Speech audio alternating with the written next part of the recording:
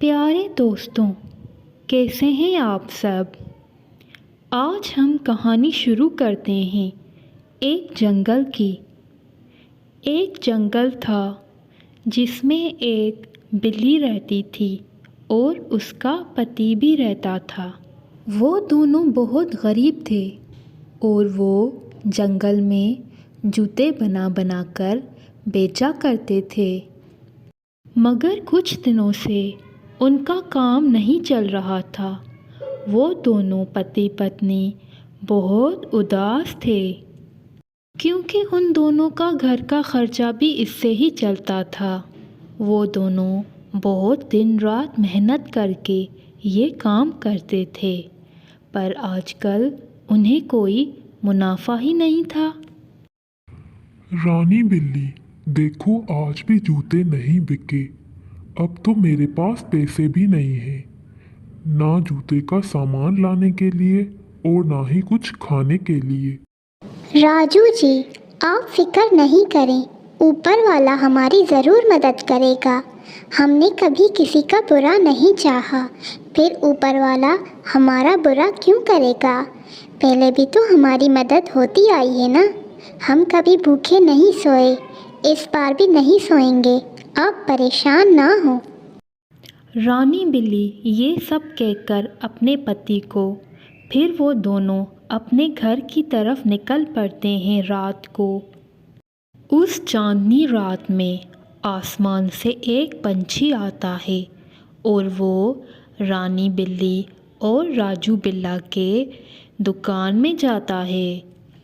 वाह, यहाँ पर तो हर किस्म का सामान पड़ा है जूते बनाने का।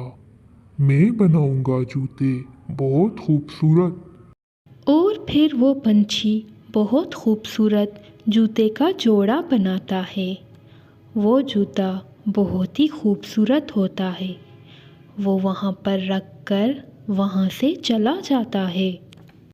और फिर उसके बाद अगली सुबह होती है।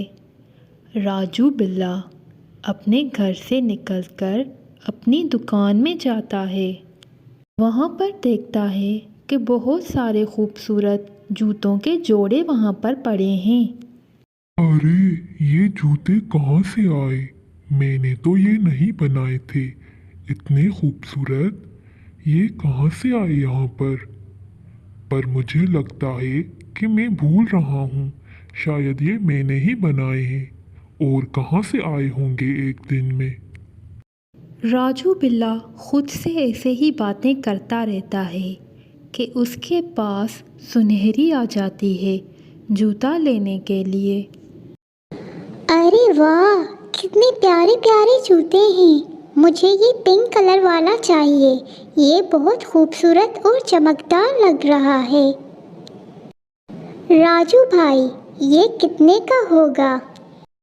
और फिर उसके बाद राजू बिल्ला उससे उस जूते की रकम बता देता है और सुनहरी वो जूता खरीद कर वहाँ से चली जाती है। और फिर उसके बाद सुनहरी के पैसों से राजू बिल्ला जूतों बनाने का बहुत सारा सामान लेकर आता है और उस चमड़े को हथौड़े से सीधा करता रहता है और उन पर काम करता रहता है।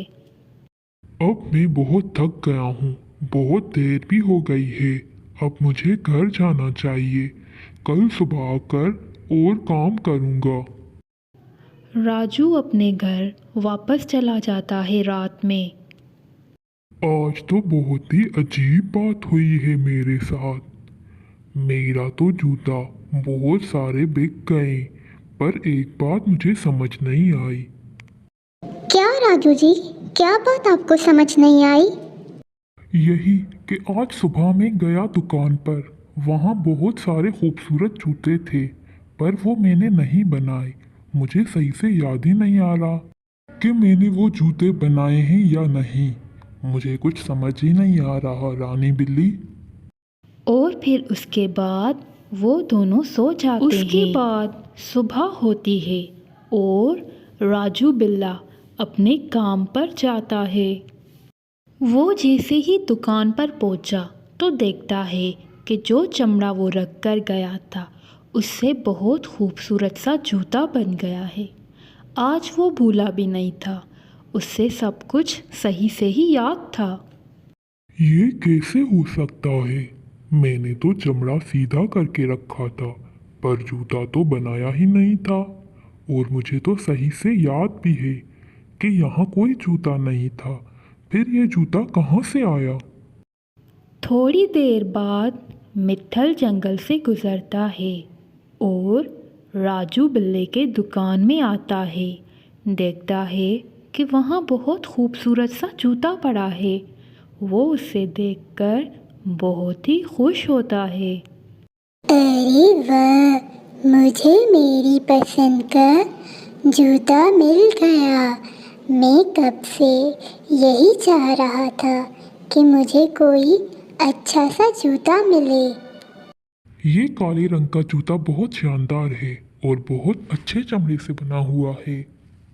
मिट्ठल भाई, क्या आप ये जूता लेंगे? और फिर उसके बाद मिट्ठल वो जूता लेकर अपने घर चला जाता है। ये कौन है आखिर? आखिर ये है कौन? मुझे तो कुछ समझ ही नहीं आ रहा। मेरी तो समझ से ही बाहर है ये बात कि कौन आ रहा है। दुकान को तो रात में ताला लगा हुआ होता है, फिर ये कौन कर रहा है ऐसे? और फिर उसके बाद राजू बिल्ला अपने घर की तरफ जाता है। मुझे समझ नहीं आ रहा, ये कौन कर रहा है रानी? मुझे तो याद है मैंने चमड़ा ऐसे ही रखा था, मैंने जूता नहीं बनाया। फिर ये कैसे हो सकता है? राजू जी, मुझे तो लगता है ये हमारा ऊपर वाला ही मदद करता है। हमें तो उस पर यकीन है और वो हमारी हमेशा ही मदद करता है। मुझे तो लगता है कि बस इस ऊपर वाले के ही करम है हम पर। चलो ठीक है, फिर आज रात हम छुप कर देखते हैं कि आखिर कौन आता है रात को। फिर उसके बाद रात हो जाती है। वो दोनों पति पत्नी दुकान में छुपकर बैठते हैं और देखते हैं। और फिर आधी रात को वो खूबसूरत सा पंछी उनके दुकान में आता है और बोलता है, बहुत खूबसूरत काम है, बहुत खूबसूरत काम है। मुझे बहुत अच्छा लग रहा है। मैं बहुत जूते बनाऊंगा यहाँ पर। यही है वो नेक नेक पंछी जो रोज हमारी रात को मदद करता है। राजू जी, ये कितनी खूबसूरत है। ये तो बहुत हेल्प करती है हमारी। मैं भी इससे कोई अच्छा सा तोहफा देना चाहूँगी। कल मैं इसके लिए बहुत खूबसूरत तोहफा लेकर आऊँगी। और फिर पिछले दिनों की तरह आज भी उनका जूता बिक जाता है जो रात को पंछी बनाता था। और दूसरी तरफ रानी बिल्ली एक खूबसूरत सा गिफ्ट बनाती है उस पंछी के लिए। और फिर उसके बाद अगली रात होती है। वो पंछी फिर से आता है और खूबसूरत सा जूता बनाकर जाने की ही करता है तो देखता है कि एक गिफ्ट पड़ा है। वो गिफ्ट उठाकर बहुत खुश होकर वहाँ से चला जाता है। राजू जी, मैं ना आपको कहती थी कि हमने सबकी बहुत मदद की है। हमने कभी किसी का बुरा नहीं चाहा। ऊपर वाला भी हमारे साथ कैसे बुरा कर सकता है? इसलिए उन्होंने हमें एक पंछी भेजा हमारी मदद के लिए। हाँ रानी, तुम बिल्कुल ठीक कह रही हो। ऊपर वाले के बहुत करम है हम पर। और फिर उसके बाद वो दोनों पति पत्नी अपनी ज़िंदगी बहुत खुशी खुशी गुजारते हैं। तो दोस्तों, अगर आपको ये कहानी बहुत पसंद आई है और आप चाहते हैं कि मज़े मज़े की बहुत सारी कहानियाँ देखें, तो आप हमारे चैनल को जल्दी से लाइक, सब्सक्राइब, शेयर, कमेंट ज़रूर कीजिएगा। Thank you.